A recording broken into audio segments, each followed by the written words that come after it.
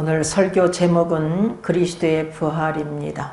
우리들은 히브리서 11장을 믿음장이라고 그래요.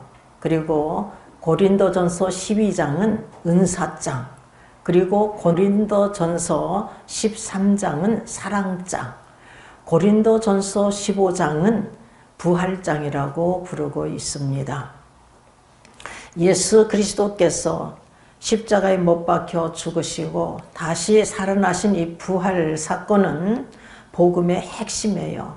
만일 부활 사건이 없으면 우리는 예수 그리스도를 믿을 필요도 없어요. 다른 종교와 다를 바가 없는 것입니다. 예수님께서 부활하셨기 때문에 우리 또한 부활의 역사, 죽은 자의 부활이 있는 것입니다.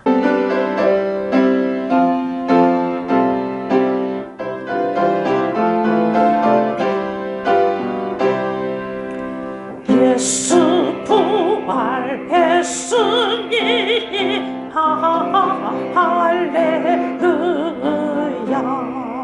만민 찬송하여라. 할렐루야. 천사들이 즐거워.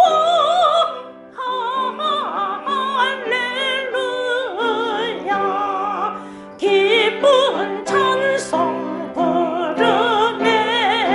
할렐루야.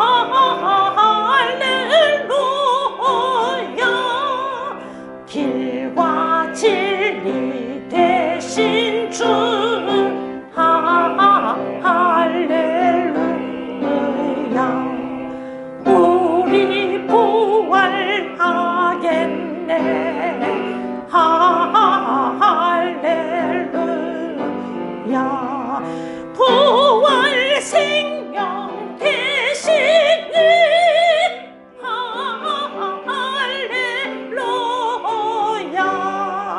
우리 부활하겠네.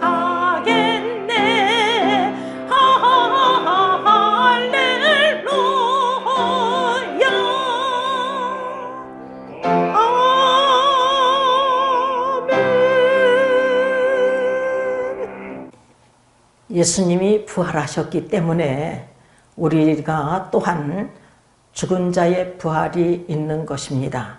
우리는 반드시 믿어야 될 줄 믿습니다. 그런데 고린도 교회 안에서 믿지 못하는 자들이 있었던 것입니다. 그래서 사도 바울이 이미 고린도 교인들을 향해서 복음을 전파했어요. 그리스도께서 죽은 자 가운데서 다시 살아나셨다. 이 기쁜 소식을 전파했습니다. 그런데 그들 가운데는 어떤 이는 죽은 자 가운데 부활이 없다. 육체의 죽은 자 가운데 부활이 없다. 이렇게 말하는 자들이 있었던 것입니다. 그래서 사도 바울이 이 12절에서 보면 너희 중에서 어떤 이들은 어찌하여 죽은 자 가운데서 부활이 없다 하느냐. 이렇게 말하고 있는 것을, 전하고 있는 것을 볼 수가 있는 것입니다. 근데 사실 이들뿐만 아니라 지금도 많은 그리스도인들이 또한 신학자들 가운데서, 목회자들 가운데서도 죽은 자의 부활에 대해서 믿지 못하는 자들이 있습니다. 의심하고 기여기는 자들이 있어요. 그러나 우리는 반드시 믿어야 될 줄 믿습니다. 또한 우리 주님께서 말씀하셨어요. 요한복음 5장 29절에서 보면은 선한 일을 행한 자는 생명의 부활로, 또한 악을 행한 자는 심판의 부활로 일어날 것을 우리 주님께서 말씀하셨습니다. 예수님께서 재림하실 때에 이렇게 부활의 역사가 일어날 것을 말씀하셨어요. 사도 바울은 만일 죽은 자의 부활이 없으면 그리스도도 다시 살지 못하였음을 강조하고 있는 내용을 우리가 볼 수가 있습니다. 고린도전서 15장 13절에서 보면은요, 만일 죽은 자의 부활이 없으면 그리스도도 다시 살지 못하였으리라. 이렇게 증가하고 있고요. 15절에서도 보면은 만일 죽은 자가 다시 사는 것이 없으면 하나님이 그리스도를 다시 살리시지 아니하셨으리라. 이렇게 증거하고 있고요. 또 16절에서 보면 만일 죽은 자가 다시 사는 것이 없으면 그리스도도 다시 사는 것이 없었을 터이요. 이렇게 증거하고 있습니다. 육체의 죽은 자가 다시 사는 것이 없으면 그리스도도 다시 살지 않으셨다는 거예요. 만약에 그리스도께서 다시 살지 않으셨으면, 그리스도께서 다시 부활하시지 않으셨다면 우리도 죽은 자의 부활 사건은 없는 거예요. 그리고 이제 14절에서 보면은 우리의 전파는 것도 헛것이요. 그리고 우리의 믿음도 헛것이요.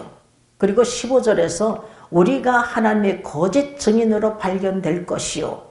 그리고 17절에서 우리가 여전히 죄 가운데 있을 것이요. 그리고 18절에서 또한 그리스도 예수 안에서 잠자는 자도 망하였고 이렇게 증거하고 있습니다. 그리고 19절에서는 모든 사람 가운데 우리가 더욱 불쌍한 자라고 이렇게 증거하고 있어요. 왜 불쌍한 자냐 하면은 그 예수 그리스도 때문에 많은 고난과 환난과 이런 것을 당했거든요. 그렇기 때문에 불쌍한 자다. 우리가 그리스도인들이 더 불쌍한 자다고 이렇게 증거하고 있는 것을 우리가 볼 수가 있습니다. 이 부활 사건은 참 중요합니다.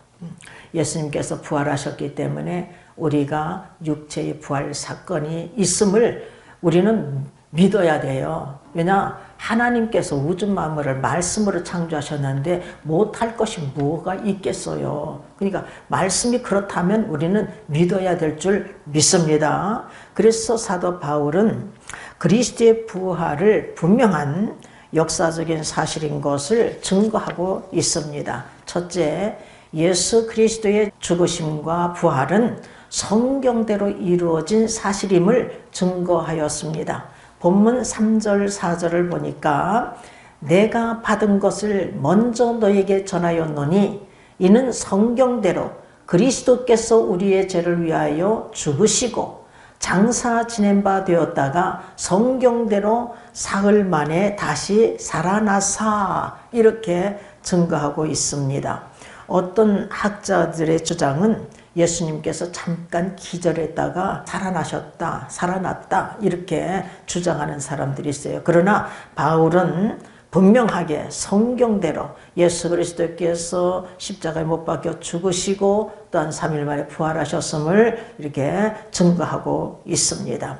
구약 성서의 예언이 그대로 성취되었음을 증거하고 있는 것입니다. 구약 전체가 예수 그리스도를 증거하고 있어요. 성경 전체가 예수 그리스도를 증거하는 것입니다. 이사야서 53장을 보면은 예수 그리스도의 고난에 대해서 쫙 증거하고 있어요. 그리고 5절에서 보면은 그가 찔림은 우리의 허물을 인함이요 그가 상함은 우리의 죄악을 인함이라. 그가 징계를 받음으로 우리가 평화를 누리고 그가 채찍에 맞음으로 우리가 나음을 입었도다. 이렇게 이사야 선지자가 증거하고 있습니다. 이 말씀대로 우리 주님께서 많은 고난을 받고 십자가에 못 박혀 죽으셨어요. 그리고 부활하셨습니다. 부활의 역사도 시편 16편 10절을 보면은 이는 내 영혼을 음부에 버리지 아니하시며 주의 거룩한 자로 썩지 않게 하실 것임이니이다. 이렇게 말씀하신 것 같이 주의 거룩하신 예수 그리스도께서 썩지 않고 부활할 것을 증거하고 있는 것을 말씀하고 있는 것입니다. 예수님께서 친히 구약 성서를 통해서 증거하셨어요. 요한복음 3장 14절에 15절을 보면은 모세가 광야에서 뱀을 든 것 같이 인자도 들려야 하리니 이는 저를 믿는 자마다 영생을 얻게 하려 하심이니라. 이렇게 말씀하고 계십니다. 민수기 21장 4절 이하에서 보면은 백성들이 호르산에서 진행하여 홍해길로 쫓아 에돔 땅으로 들러 행하려 하였다가 길로 인하여서 백성들이 마음이 상해버렸어요. 그래서 백성이 모세에게 와가지고 하나님과 모세에게 원망을 하는 거예요. 원망. 뭐라고 하느냐 하면은 어찌하여 우리를 애굽 땅에서 인도하여서 이 광야에서 죽게 하는고 이곳은 식물도 없고 물도 없도다. 우리의 마음이 이 박한 식물을 싫어하노라.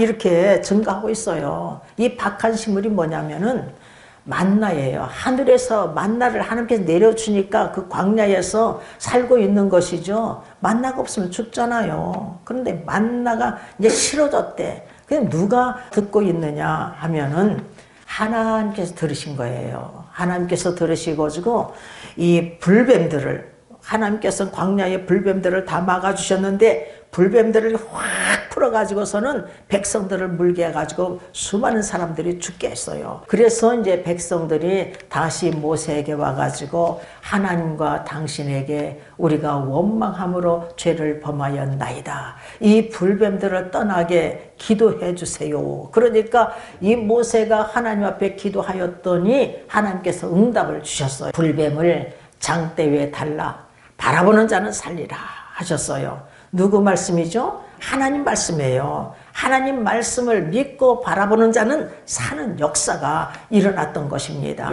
우리 주님께서 이렇게 모세가 노뱀을 만들어 장대 위에 달아 든 것 같이 인자도 십자가에 못 박여 죽으실 것을 증거하고 계신 것입니다. 그러나 우리는 예수 그리스도를 바라보는 자는 사는 역사가 일어나거든요. 예수 그리스도를 믿는 자는 영생을 얻는 역사가 일어나는 거예요. 그러나 노뱀이 무슨 위력이 있는 건 아니에요. 노뱀, 하나님 말씀에 순종해서 바라보는 자, 하나님 말씀에 순종해서 바라보는 자는 사는 역사가 일어난 것이지 노뱀의 위력이 있는 건 아니에요. 그런데 이스라엘 백성들이 이 노뱀을 히스기야 왕 때까지 말이에요. 분양을 하고 있어. 우상을 섬기는 것을 볼 수가 있습니다. 그래서 히스기야 왕이 종교 개혁할 때 이 노뱀을 막 부스러뜨리고 노수단, 노쪽하게 불과하다 하면서 깨뜨려 버리고 있는 것을 볼 수가 있는 것입니다. 또 예수님께서는 친히 증거하십니다. 마태복음 12장 40절에 요나가 밤낮 사흘을 큰 물고기 뱃속에 있었던 것 같이 인자도 밤낮 사흘을 땅속에 있으리라 이렇게 말씀하고 계셔요. 그리고 마태복음 16장 4절, 누가복음 11장 29절에서는 요나의 표적밖에는 보여줄 표적이 없느니라 이렇게 말씀하고 계십니다. 요나가 물고기 뱃속에서 밤낮 사흘을 있다가 살아난 것 같이 예수님께서도 십자가에 못 박혀 죽으신 후에 무덤 속에서 밤낮 사흘 동안 계시다가 다시 살아나셨던 것입니다.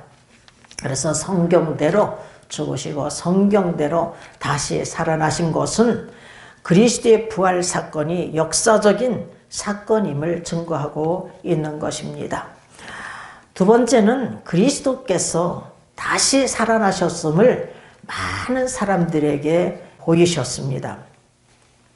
예수님께서 부활하셔가지고 은밀한 가운데 계신 것이 아니라 40일 동안 이 모양 저 모양으로 보여주셨어요. 먼저 게바에게 보여준 것이 아니라 제일 먼저 보여준 자가 누구냐면은 막달라 마리아, 7 귀신 들렸다가 고침받은 막달라 마리아에게 예수님께서 부활하시고서 맨 먼저 보여주셨어요. 그리고 두 사람이 시골길을 가는데 이들에게도 우리 주님께서 부활하신 것을 보여주셨습니다.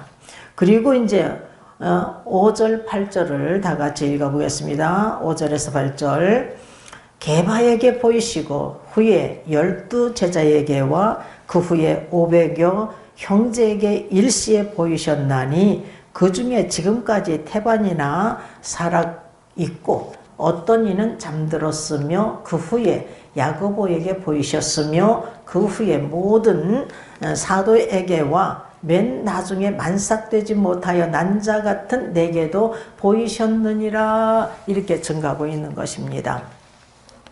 부활의 주님께서 어제나 오늘이나 동일하게 살아 역사하시는 주님이신 줄 믿습니다. 주님께서 7 귀신 들렸다가 고침받은 막달라 마리아에게 보이시고 그리고 엠마오 길로 가는 두 제자인지도 몰라요. 두 사람에게 또 보이시고 그리고 이 게바에게 보이시고 12 제자에게 보이시고 500여 형제에게 보이시고 또한 야고보에게 보이시고 바울에게 보이셨던 주님께서 분명히 현재 우리에게도 보이시는 줄 믿습니다. 지금도 부활의 주님을 만나는 자들이 있는 거예요. 제가 11살 때 하늘문이 쫙 칼을 가르듯이 쫙 달라지더니 쫙 열리는 역사가 일어나가지고 부활의 예수님께서 죽은 내 동생이 하늘나라에 있어요. 하얀 옷을 입고 찬양을 부르는 모습을 바라봤잖아요. 그리고 간격을 떨어뜨려 놓고 수많은 사람들이 찬양을 부르는 모습을 바라봤어요. 그때 당시에 부활의 주님께서 저를 찾아오셔서 명수가 나하고 놀자. 그래서 2번씩이나 밤중에 뛰쳐나가 가지고 산책을 2번씩이나 했잖아요. 그리고 30년 만에 우리 주님께서 또 저에게 보여주셨는데 내 손을 잡으시면서 내가 너에게 무슨 능력의 힘을 주노라 하시면서 예수님 뼛속에서 내 뼛속으로 빛이 쫙 들어왔는데 내가 내 남편을 잡고 이도 주십시오 했더니 내 몸속에서 빛이 그냥 쫙 들어갔어요. 근데 제가 얼마나 정확하게 봤느냐, 우리 남동생 용호가 있는데 걔가 코가 매부리 코예요. 그래서 우리 남편에게 여보 예수님 코가 어떻게 생긴 줄 아시오? 용호 코처럼 매부리 코예요. 그랬더니 그럼 유대인들 다 그래. 그러니까 얼마나 정확하게 봤느냐고요. 거기다가 이 뒤에 둥근 원이 있잖아요. 예수님 머리 위에. 이것은 황금색 광채로 되어 있어요. 황금색 광채. 근데 예수님은 볼 수 있어도 하나님은 볼 수 없어요. 하나님은 구름 속에서, 연기 속에서 이렇게 말씀을 하셨어요. 하나님은 보면은요, 죽는데 하나님 얼굴을 본 사람은 없어요. 하나님 큰 손이 안수를 해주시건 내가 느꼈지만 큰 손이 구약에서 나와서 글을 썼다고 그러잖아요. 근데 예수님은 볼 수 있어도 하나님 아버지는 볼 수가 없습니다. 여러분, 우리들도 한 사람도 빠짐없이 주님을 만나는 체험을 해야 될 줄 믿습니다. 기독교는 체험의 종교예요. 그러니까 우리가 다 주님을 만나는 체험을 해야 돼요. 부활의 주님께서 원하시는 자들에게 지금도 보이시고 미래도 계속 보이실 줄 믿습니다. 세 번째는 분명한 것은 사도 바울이 부활의 주님을 만난 후에 핍박자 바울이 변하여서 사도가 되었음을 증거하고 있습니다. 사도란 헬라어로 아포스톨로스인데 보냄을 받은 자라는 뜻입니다. 사도 바울은 부활의 주님을 만나기 전에 어떠한 자였습니까? 예수 그리스도인들을 핍박했던 자예요.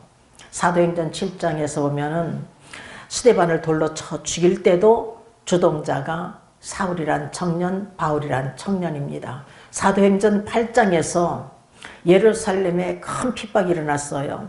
이 사울이란 청년, 바울이란 청년이 스데반 죽임당함을 마땅히 여길 그때에 예루살렘에 큰 핍박이 일어났습니다. 이때에 사도들을 제외한 모든 성도들이 온 유대와 사마리아로 뿔뿔이 흩어졌어요. 아주 교회를 아주 잔멸하려고 했던 자가 이 사울이란 청년, 바울이란 청년이에요. 거기다가 사도행전 9장에서 보면은 여전히 위협과 살기가 등등하여서 이 사울이, 바울이 말이에요. 여전히 위협과 살기가 등등하여서 대지상에게 공문서를 받아요. 다메섹 성에 들어가서 예수 그리스도의 도를 쫓는 자들을, 예수 그리스도의 말씀을 쫓는 자들을 남녀물어나고 다 잡아가지고 결박해가지고 예루살렘에 끌고 오려고 공문서를 받아가지고 다메섹을 향해서 가는 거예요. 다메섹 가까이 왔을 때에 빛이 하늘에서 그냥 쫙 그를 비춰줬어요. 그리고 부활의 주님께서 이 죄인을 찾아오셔서 사울아 사울아 어찌하여 나를 핍박하느냐. 니시옵니까? 나는 내가 핍박하는 예수라. 내가 성에 들어가면 앞으로 행할 일을 가르칠 자가 있다. 그가 가려고 눈을 떴는데요. 장님이 되었어요. 그래가지고서는 성에 들어가서 사흘 동안 하나님 앞에 금식을 했어요. 금식만 한 게 아니라 금식 기도를 한 거예요. 얼마나 회개했겠어요. 그래서 예수님께서 말씀하신 대로 아나니아를 통해서 안수를 받고 성령의 충만을 받고 눈에서 비닐이 떨어지고 사명을 깨닫게 된 것입니다. 참으로 죽을 수밖에 없는 죄인이 부활의 주님을 보게 된 거예요. 그리고 또한 이렇게 그리스도인들을 핍박했던 자가 사도라는 칭함을 받게 된 것입니다. 그래서 바울은 자신을 가리켜서 8절에서 9절을 보면은 만삭되지 못하여 난 자, 나는 사도 중에 지극히 작은 자라. 또 내가 하나님의 교회를 핍박하였으므로 사도라 칭함을 받기에 감당치 못할 자라고 이렇게 증거하고 있는 것을 볼 수가 있습니다. 부활의 주님께서 하나님의 교회를 핍박했던 자를 사도로 부르셨습니다. 그리스도를 핍박했던 자, 사울이 변화되어서 그리스도인을 증거하는 자가 된 것입니다. 무가치한 자가 가치 있는 자가 되었어요. 존귀치 못한 자가 존귀한 자가 된 것입니다. 보배롭지 못한 자가 보배로운 자가 된 거예요. 하나님의 종이 아닌 자가 하나님의 종이 된 것입니다. 예수 그리스도의 제자가 아닌 자가 예수 그리스도의 제자가 된 거예요. 그리스도를 핍박했던 사울은 그리스도의 증인, 사도로 삼아 주신 것입니다. 그래서 그는 죽도록 충성했어요. 모든 사도보다 더 많이 수고를 했대요. 고린도후서 11장 23절에서 29절을 보면은요, 저희가 그리스도의 일꾼이냐 정신없는 말을 하거니와 나도 더욱 그러하다. 내가 수고를 넘치도록 하고 옥에 갇히기도 더 많이 하고 매도 수없이 맞고 여러 번 죽을 뻔하였으니 유대인에게 40에 하나 감한 매를 5번 맞고 그리고 태창으로 몽둥이로 3번 맞고 돌로 쳐 1번 죽을 뻔도 하고 그리고 또한 3번 파산하는데 일주일을 기품에서 지냈으며 하면서 그냥 줄줄이 그냥 고난받은 것을 쫙 나열하고 있는 것을 볼 수가 있습니다. 사도 바울이 모든 사도보다 더 수고하였으나 무엇이라고 그가 고백하고 있는가 하면은 본문 10절 다 같이 읽어보겠습니다. 그러나 나의 나된 것은 하나님의 은혜로 된 것이니 내게 주신 그의 은혜가 헛되지 아니하여 내가 모든 사도보다 더 많이 수고하였으나 내가 아니요 오직 나와 함께 하신 하나님의 은혜로라 이렇게 증가하고 있습니다. 여러분 우리도 이 사도 바울의 겸손을 본받아야 될 줄 믿습니다. 우리도 주님을 만난 자들, 우리가 성령을 통해서 우리가 주님을 만나잖아요. 성령 체험을 통해서 나 같은 죄인을 살려주신 이 은혜를 입은 자들은 하나님의 일꾼으로 부름을 받은 자들 아니겠습니까? 하나님의 보내심을 받은 자들이에요. 그러므로 우리들도 나의 나 된 것은 하나님의 은혜로라 이렇게 고백해야 될 줄 믿습니다. 나의 나 된 것은 하나님의 은혜로 된 것이에요. 김명숙 목사가 정말 말재주 없고 글재주 없고 아무것도 할 수가 없고 남편 그늘 속에만 있어야지 뭘 할 수가 있는 존재가 아니에요. 근데 하나님께서는 하필이면 할 수 없는 것만 시키는 거예요. 말재주 없는데 이렇게 대중 앞에 서서 증거하도록 하고 글재주가 없는데 간증책도 쓰게 하시고 또한 이번에 요약해서 이제 간증책을 또 써요. 그리고 이제 설교집을 내려고 지금 작정하고 있습니다. 이렇게 할 수 없는 것만 하나님께서 시키시는 거예요. 나의 나 된 것은 하나님의 은혜로 되어지지 내가 뭐 잘나서 할 수가 있는 게 하나도 없어요. 하나님께서 능력 주시는 자는 능치 못함이 없는 줄 믿습니다. 그래서 11절을 보니까 그러므로 내나 저희나 이같이 전파하며 너희도 이같이 믿었느니라 이렇게 증가하고 있습니다. 저와 여러분이 무엇을 전파해야 됩니까? 복음을 전파해야 되는 거예요. 복음. 기쁜 소식이 뭐예요? 우리의 죄를 대속하기 위해서 예수 그리스도께 십자가에 못 박혀 죽으시고 3일 만에 다시 살아나셨다. 그래서 우리가 부활의 역사가 일어난다. 죽은 자의 부활 사건이 일어난다. 예수 그리스도를 믿기만 하면 구원받는다. 영접하는 자, 그 이름을 믿는 자들에게는 하나님의 자녀되는 권세를 주셨으니.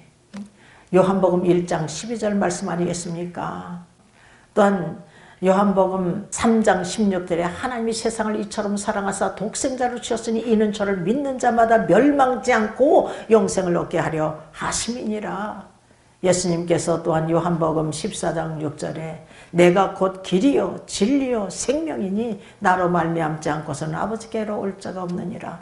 오직 예수 그리스도를 믿는 자마다 멸망치 않고 영생의 복을 받는 줄 믿습니다. 고린도전서 15장 2절입니다.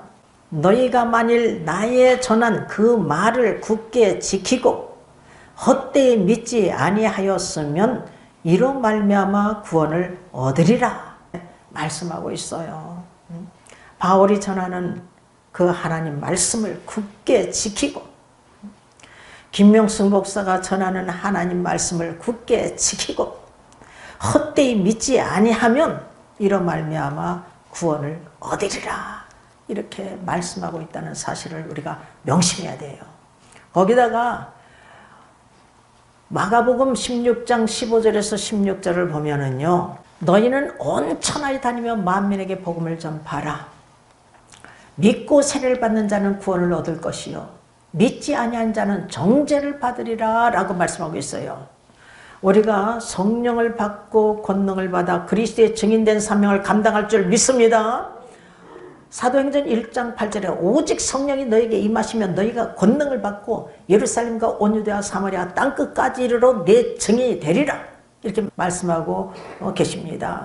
우리가 땅끝까지 만민에 전하지 못한다 할지라도 성령 받고 권능 받아서 그리스도의 증인된 사명을 감당해야 될 줄 믿습니다. 내 가정에서 복음을 전파하고 또한 내 이웃에게 복음을 전파하여서 그들이 또한 믿고 여러분이 전하는 하나님 말씀을 믿는 자마다 멸망치 않고 영생을 얻는 역사가 일어나는 줄 믿습니다. 구원받는 역사가 일어나는 줄 믿습니다.